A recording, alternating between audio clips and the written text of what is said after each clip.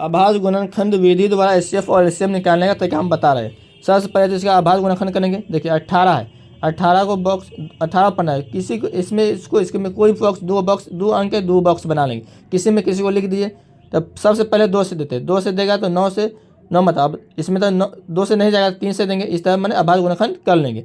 आभाज्य गुणनखंड बने यहाँ पर लिख देंगे। अब एचसीएफ निकालेंगे। एचसीएफ निकालने का क्या तरीका है तो देखेंगे दोनों में क्या है, जो दोनों में होगा वही इसका एचसीएफ होगा। तो देखिए ये दोनों में 3 आ रहा है तो एचसीएफ 3 हो गया। अब 5 है तो दोनों में नहीं, 3 है अब इसमें 3 नहीं, 2 इसमें नहीं तो नहीं। और इसी तरह इसका सबका एचसीएफ एकदम से एचसीएफ बताएंगे आपको। और 30 और 14 का किए तो 30 और 14 का गुणनखंड पे यह है तो देखिए इसमें दोनों में एचसीएफ है तो 2 एचसीएफ हो गया। बाकी कुछ मैच नहीं कर रहा है, नहीं दे, दोनों में होगा वही लेंगे। ये 21 और 29 इससे आभाज्य गुणनखंड किया था। देखो 21 का किए तो 3 गुने 7 आया, 29 का 29 गुने 1 आया। तो आप बोलोगे सर कोई नहीं है, तो जब कोई कॉमन नहीं होता है तो एक सबका कॉमन होता है, एक से सब में भागा लगता है, एचसीएफ इसका 1 हो जाएगा।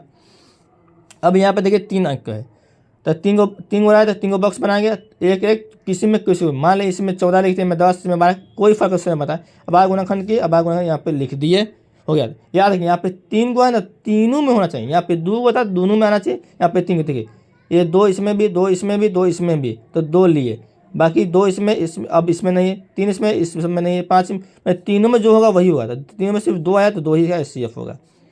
इसी तरह 21 और 15 और 27 का किए, यहाँ पे करने के बाद देखिए 21 का किए तो तीनों में 3 आया हुआ है, तीनों में 3 आया तो 3 लिए एचसीएफ, बाकी कोई तीनों में ऐसा संख्या नहीं जो आया हो तो इसलिए इसका एचसीएफ 3 ही हो जाएगा।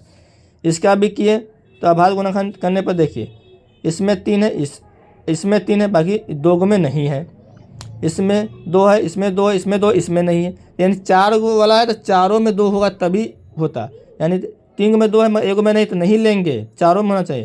तो ऐसा कोई अंक नहीं जो चारों में हो, इसलिए इसका एचसीएफ 1 ही होगा।